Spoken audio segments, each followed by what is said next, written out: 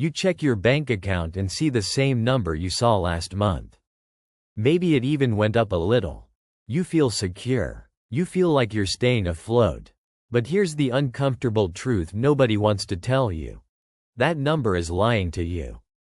While you've been watching your account balance, something invisible has been steadily draining the actual value of every dollar sitting there. You're getting poorer, and you don't even know it's happening. Let me show you exactly what I mean. Imagine it's 2020, and you have $10,000 in your savings account. You feel pretty good about it. Fast forward to today, and that same $10,000 is still sitting there, untouched. But here's what changed. What you could buy with that money back then versus what you can buy with it now are two completely different realities. That grocery bill that was $120? It's now $160. That rent that was $1,500? It's now $1,900. Your $10,000 didn't move, but its power to actually buy things in the real world shrank dramatically. This is inflation, and it's one of the most misunderstood forces in economics. Most people think of it as just prices going up. They see it at the gas pump or the grocery store and they get annoyed, but they don't realize the deeper game being played. Inflation isn't just about things costing more. It's about your money being worth less. Every single day, the purchasing power of the cash in your pocket, in your checking account, under your mattress, is quietly eroding like a sandcastle at high tide. Let's talk about how this actually works. When governments and central banks increase the money supply, they're essentially creating new money out of thin air. More money enters the economy through various channels like lowering interest rates, buying government bonds, or direct stimulus payments. Now, here's the key. If the amount of goods and services in the economy stays roughly the same, but there's suddenly more money chasing those same goods and services, what happens? Prices go up. It's basic supply and demand, except applied to money itself. Think of it like this. Imagine you're at an auction with 10 people, and everyone has $100 to bid on 10 paintings. The prices will settle at a certain level. Now imagine the auctioneer suddenly gives everyone another $100. Do the paintings become more valuable? No. But will the bids go higher? Absolutely. That's inflation in a nutshell. The paintings are the goods and services in the economy, and the extra money doesn't create more value, it just pushes prices up. But here's where it gets really interesting. Inflation doesn't hit everyone equally. This is the part they don't teach you in school. If you're wealthy and your money is invested in assets like stocks, real estate, or businesses, those asset prices often rise along with or even faster than inflation. Your wealth is protected, sometimes it even grows in real terms. But if you're an average person with most of your wealth in cash savings, a regular salary that doesn't keep pace with rising costs, you're the one who gets hit hardest. Your savings lose value. Your paycheck buys less. You're running on a treadmill that keeps speeding up, and you can't figure out why you're so exhausted. Let me give you a concrete example. In 1980, the average price of a home in the United States was around $64,000. Today, that same home costs over $400,000. Did houses become 6 times better? No. The dollar became worth less, and asset prices adjusted accordingly. Someone who bought that house in 1980 saw their investment grow massively, not because the house itself became more valuable, but because the dollars used to measure its value changed. Meanwhile, someone who kept their money in a regular savings account earning minimal interest watched their purchasing power get absolutely decimated. The Federal Reserve actually targets an inflation rate of around 2% per year. They openly admit this. They think a little bit of inflation is good for the economy because it encourages spending and investment. If money is going to be worth less tomorrow, you're more likely to spend it or invest it today rather than hoard it. From a macroeconomic perspective, this makes some sense. It keeps money flowing through the economy. But from your personal perspective, It means the system is designed to make your cash lose value over time. Let's talk about what this looks like in your daily life. You've felt this. You've noticed that the same grocery run that used to cost you $80 now costs over $100. You've seen your streaming services slowly creep up in price. Your insurance premiums rise, your utility bills increase. Each individual increase seems small, manageable, maybe just a few dollars here and there. But they add up, and more importantly, they compound. Here's a sobering statistic. If inflation averages 3% per year, your money loses half its purchasing power in about 24 years. Read that again. Half. If you're 30 years old right now with $50,000 saved, and you just leave it in a regular savings account, by the time you're 54, that money will only buy what $25,000 buys today. You didn't spend a single cent, but you lost half your wealth anyway.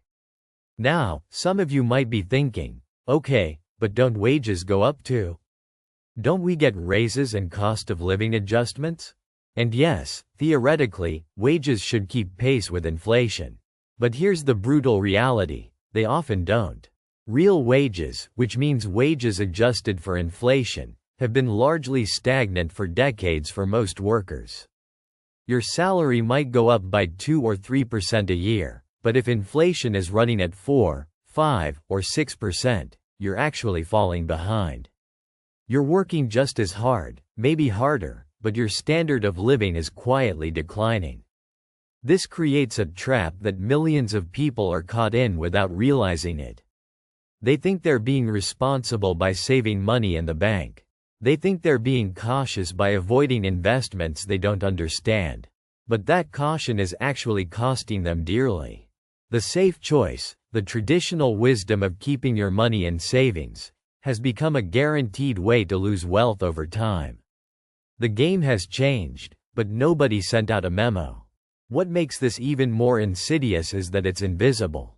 If someone came and took 5% of the cash out of your wallet every year, you'd notice. You'd be angry. You'd demand it stop. But inflation does essentially the same thing, just in a way that's harder to see. The number in your account doesn't go down, so your brain thinks everything is fine. It's only when you try to actually buy something that you realize your money doesn't stretch as far as it used to. And then there's the psychological aspect. Humans are notoriously bad at thinking about long-term gradual changes. We're wired to respond to immediate threats, not slow-moving ones. A lion jumping out at you gets your attention. Your purchasing power eroding by 2% a year? That's just background noise. By the time you notice the cumulative effect, years or even decades have passed, and significant damage has been done. Governments allow this system to exist for several reasons. One argument is that moderate inflation is better than deflation, which is when prices actually go down. Deflation sounds good at first, but it can lead to economic spiraling. If people expect prices to fall, they delay purchases, which reduces demand, which leads to more price drops, which causes businesses to cut jobs. It's a vicious cycle. Inflation also benefits debtors at the expense of creditors. If you borrow $100,000 today and inflation runs hot, you're paying back that loan with dollars that are worth less. Governments, which carry massive debts, benefit from this dynamic. But here's the thing: just because the system is designed this way doesn't mean you have to be a victim of it. Once you understand how inflation works, you can make different choices. You can protect yourself. The wealthy have known this for generations. They don't keep significant amounts of wealth in cash. They hold assets that tend to appreciate or at least maintain value through inflationary periods. Real estate is a classic example. Property tends to hold its value over time because land is finite and population generally grows. Stocks represent ownership in companies that can raise prices along with inflation, protecting their profits and by extension, your investment. Commodities like gold have been used as inflation hedges for thousands of years. Even investing in your own skills and education can be an inflation hedge because your ability to earn income can grow faster than prices rise. The key insight is that you need to think of money not as wealth itself, but as a medium of exchange. True wealth is in assets, in things that have real value, in productive capacity. Cash is just a tool for transactions, and it's a tool that degrades over time. Holding too much of it for too long is like leaving ice cream out on the counter. It melts. Now, I'm not saying you should have zero cash savings. Emergency funds are important. Liquidity matters. But the bulk of your wealth, especially money you won't need for years, should be working for you in investments that can outpace inflation. Otherwise, you're playing a game where the rules are stacked against you. Let's talk about some specific numbers. If you have $10,000 and you invest it in a diversified stock portfolio that returns an average of 7% per year, after 20 years you'd have about $38,000. If inflation averaged 3% over that period, your money would still have grown significantly in real purchasing power. But if you left that same $10,000 in a savings account earning 1%, after 20 years you'd have about $12,000, which after inflation would have less purchasing power than your original $10,000. You actually went backwards. The difference between those two scenarios is enormous, and the only thing that separated them was knowledge and action. Here's what's happening right now. After years of relatively moderate inflation, we've seen it spike dramatically. In 2021 and 2022, inflation in the United States hit levels not seen in 40 years, reaching over 9% at its peak. That means in a single year, your cash lost nearly 10% of its purchasing power. For someone with $50,000 in savings, that's like watching $5,000 evaporate into thin air. Central banks responded by raising interest rates aggressively, trying to cool down the economy. But this is a blunt instrument. It affects everyone, and it often works slowly. Meanwhile, the inflation that already happened doesn't reverse. Prices don't go back down to where they were. They might stop rising as quickly, but the damage to your purchasing power is permanent. Even when inflation slows down, you don't recover what you lost. So what do you do about all this? First, change how you think about money. Stop seeing the number in your bank account as the measure of your wealth. Start thinking in terms of what that money can actually buy. $100,000 sounds like a lot, but what matters is whether that $100,000 can buy you a house, or fund your retirement, or provide security for your family. Second, educate yourself about investing. I know it seems intimidating. The financial world uses a lot of jargon that can feel overwhelming. But the basics aren't that complicated. Index funds, real estate investment trusts, bonds. These are tools that regular people can use to protect and grow their wealth. You don't need to be a genius. You just need to understand the fundamental principle. Your money needs to be in assets that can keep pace with or exceed inflation. Third, increase your earning power. Invest in skills that are valuable in the marketplace. Your ability to generate income is your most important asset. If you can increase your earnings faster than inflation, you're winning the game. This might mean additional education, learning new technologies, switching careers, starting a side business. Fourth, be strategic about debt. Remember, inflation helps borrowers. If you have low interest rate debt and inflation is running higher, you're actually coming out ahead. The real value of your debt is decreasing faster than the interest is adding to it. The truth is, the system isn't going to change anytime soon. Inflation is a feature, not a bug. It's built into how modern monetary systems work. You need to play the game by the rules that actually exist, not the rules you wish existed. Millions of people are slowly getting poorer without realizing it. They're working hard, saving diligently, doing everything they were told to do, and still falling behind. Not because they're lazy or foolish, but because they don't understand the invisible force working against them.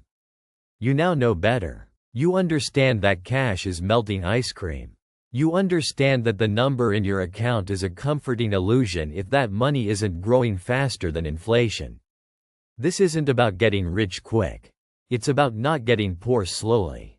It's about making sure that the work you do today, the money you earn and save, actually retains its value into the future.